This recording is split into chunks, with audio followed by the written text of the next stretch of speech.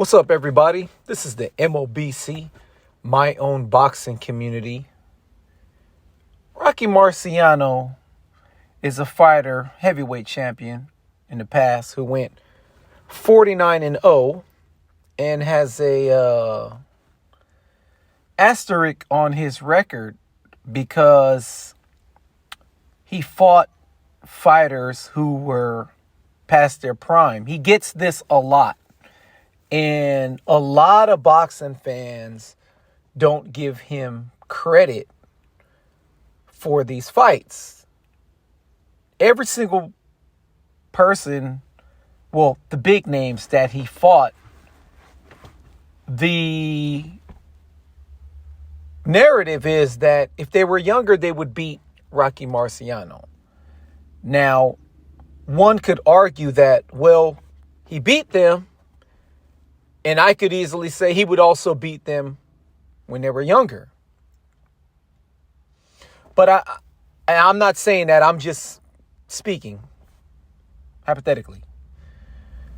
But if you was to ask me, like, let's say he fought Ezra Charles twice, right? Fought Jersey Joe Walcott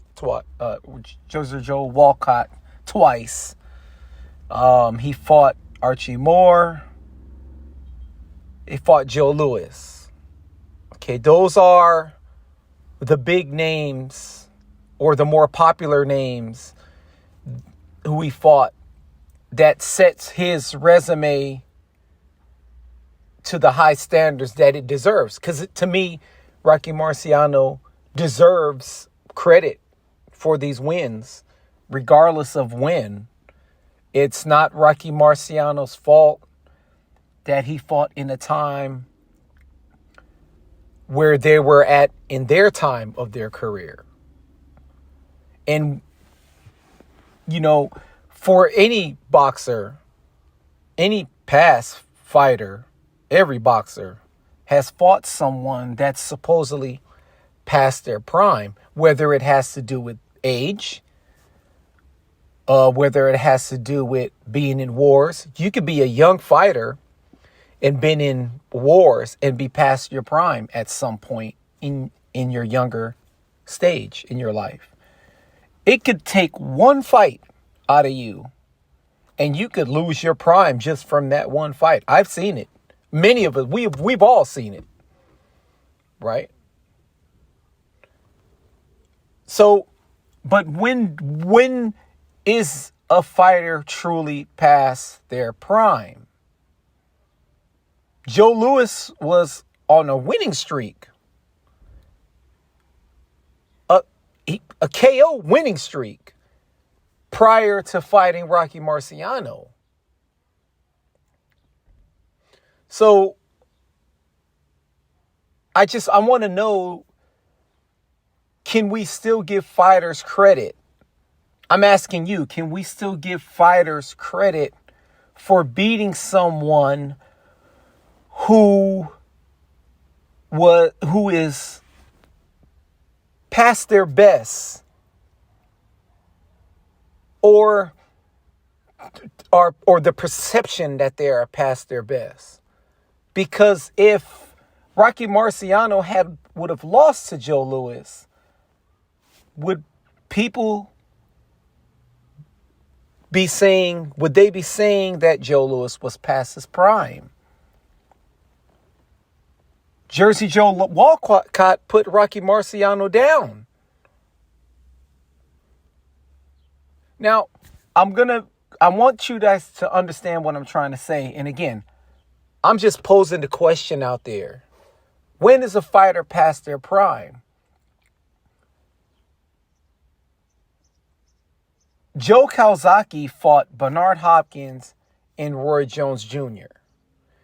Those two fighters, regardless of the stage in their career, they are now on Joe Calzaghe's resume. They established Joe Calzaghe's resume and made his resume better than what it was prior to leaving boxing. And we could sit here and say, oh, well, if Bernard Hopkins and Roy Jones was younger, this is the narrative, they would have automatically beat Joe Calzaghe. And I don't know. I don't know, because Joe Calzaghe beat both Bernard Hopkins and Joe Louis fairly. I mean, and Roy Jones pretty easy. So I don't know. We could have our opinions. If you was to ask me who would win prime for prime, Joe Calzaghe and Roy Jones Jr. 168, I'll probably pick Roy Jones Jr. If you ask me who would win prime for prime, Joe Calzaghe, Bernard Hopkins, I'm picking Joe Calzaghe. And I have my reasons. But that's just me making I'm speculating because I don't know. But when is a fighter truly past their prime? I don't know. Because again, Rocky Marciano, regardless of when he fought Ezra Charles, Joe Walcott, he still beat these guys. And he still retired 49-0. So it's like, okay, GGG, right? I'm going to give you guys an example of someone young losing their prime. Kell Brook moves up from 147, fights GGG at 160, loses an eye socket. Then he goes back down to 147, loses his other eye socket to Errol Spence. Now, we could sit here, most boxing fans, most boxing specialists or whoever, if you know boxing, know that, yeah, Kell Brook is pretty much done after the fight against Triple G. But Errol Spence gets credit for the Kell Brook win. As a matter of fact, fans will tell you, oh, well, he's still young. And it was Errol Spence who softened him up for Joe Crawford. It wasn't Triple G. No one says that Triple G softened up Kell Brook for Errol Spence, but they say Errol Spence softened up Kell Brook for Crawford. Now, I could sit here, and in my opinion, again, this is my opinion, I believe if Kell Brook didn't fight Triple G, I believe he would have outboxed Errol Spence. But again, I'm speculating. But we know when a fighter doesn't have it anymore. And I know that Kell Brook wasn't the same fighting Spence. Most of us know this. But Spence gets the credit for those wins.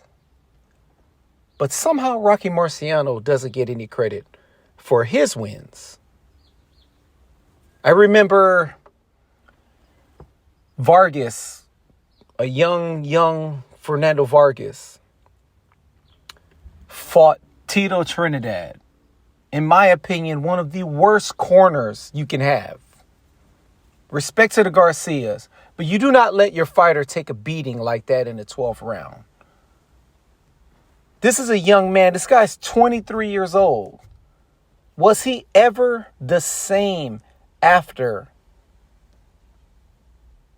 the Trinidad fight? Sure, he had some good wins, but was he the Fernando Vargas, the ferocious Fernando Vargas that we saw before the Tito Trinidad fight?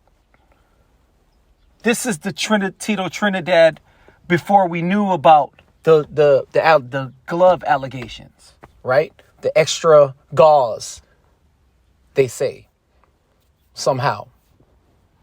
He took a beating in that fight. Never the same. But Oscar De La Hoya gets credit for beating Fernando Vargas.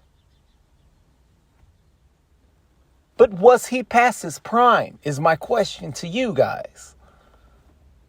Because Oscar De La Hoya gets credit for that win. But Rocky Marciano does not get credit for beating the guys that he fought. It's one of those situations where you gotta ask yourself, when is a fighter past their prime? Right? When? When do we not give a fighter credit for a win? Jorge Arce in the lower weight divisions was fighting Michael Carbajal past his prime. Past his prime. Jorge Arce winning every round. And then he gets clipped. He gets clipped and the fight is stopped. And Michael Carbajal solidifies his spot as one of the greatest Mexican fighters of all time. Had he lost that fight, fans would be saying, well, if Michael Carbajal was younger, he would have beat Jorge Arce. But he didn't give people that opportunity to say what ifs because he did it. He beat him. And he was past his prime. And Jorge Arce still did great things after that. He still became a world champion. He still did great things after that.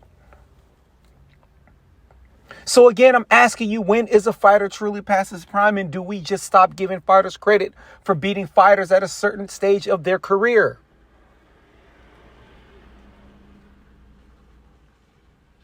That's the question that I'm saying.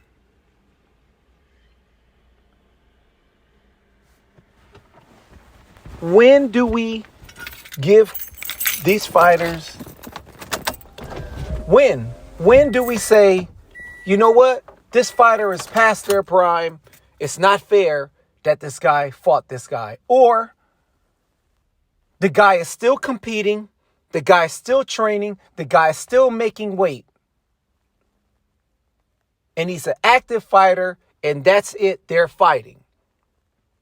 And that's just the way it is. Right? Roberto Duran turned pro in 1968. He fought Hagler in 1983. Now, both of these guys was fading. We're talking about Hagler's 10 years in his career. That fight goes 15 rounds. Hagler gets all the credit in the world for beating Duran. He gets all the credit in the world for beating Duran. Duran had great wins after that. He did. He had great wins after that. But that doesn't matter. Duran was still past his prime. That wasn't Duran who fought Sugar Ray Leonard. That wasn't Duran who fought Ken Buchanan. And that wasn't Hagler that was fighting Vitor Antuofermo either. But Hagler gets credit for beating Duran. But Rocky Marciano doesn't get any credit for beating these Hall of Famers. And it even gets better. It even gets worse. For one of Floyd Mayweather's, if not, okay, they'll tell you that it's Diego Corrales. But most fans who know boxing will tell you his greatest performance is against Arturo Gatti. That was his greatest performance. And fans to this day will tell you that Arturo Gatti was in his prime.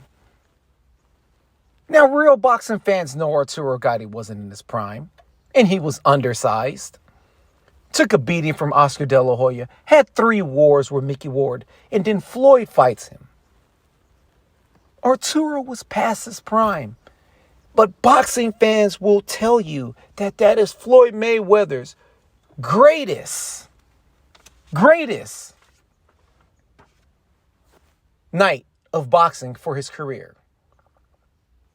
But Rocky Marciano, who stopped Walcott, stopped Joe Louis. He's stopping these guys. And he doesn't get credit.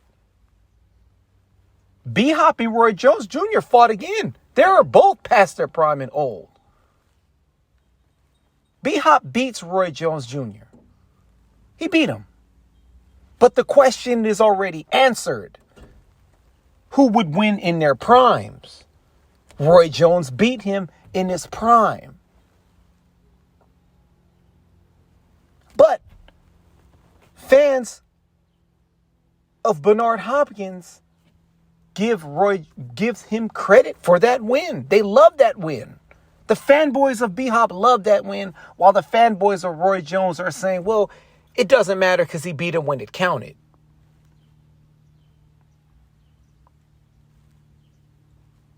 So I'm asking you guys, when can we put respect on these past greats who in their careers sometimes it's just not their fault? That's the fighters that is there. They fought who was there. They accomplished what they could accomplish then and just move on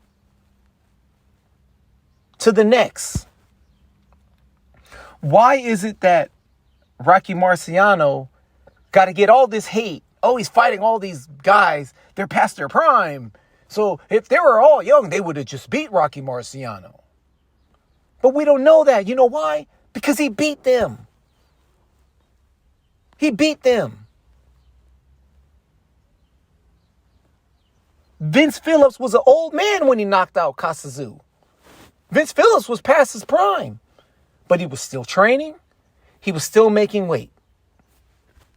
If Kasazu would have won, they would have said, well, Vince Phillips is too old. But he didn't. He beat him. Oscar De La Hoya, Cesar Chavez. I mean, the list goes on. Fighters fight older fighters. Fighters fight fighters past their prime. Fighters fight young guys that are past his prime. That's just the way boxing goes. And I'm not giving you guys an answer. I want an answer from you guys. Do we give Rocky Marciano the credit for beating the guys that he fought? Now you're asking me. I'm telling you, yes. He gets credit for the Walcott win, for the Ezra Charles win, for the Archie Moore win. Yes. But I'm asking you guys, does he get credit? Does any of these fighters get credit for fighting fighters past their prime? Joe Calzaghe and Chris Eubank. I mean, like I said, the list goes on. So the MOBC is just asking you guys, when is a fighter past their prime and when should a fighter not get credit for a certain win? Because if you ask me, and this is my opinion, if you ask me, Rocky Marciano gets credit for the 49-0. Rocky Marciano gets credit for the Walcott win, for the Archie Moore win, for Joe Louis win. He gets credit for these wins. And regardless of him retiring at a certain time, which is a myth in my opinion, regardless of that, he went 49-0. He went 49-0. So if we're going to give fighters who are fighting other fighters past their prime credit, then I think we should give Rocky Marciano his credit in fighting guys past their prime. Ray Robinson, the footage that we see, he's past his prime. He's knocking everybody's block off. So I don't want to hear that, oh, this guy's old, this and that. If you're still training, you're still making weight, you're still boxing, you're still stepping in that ring, be prepared for the consequences. Whether you're too old, past your prime, whatever. If you're there, you're there. You're still competing. So the question is, do they get the credit for winning?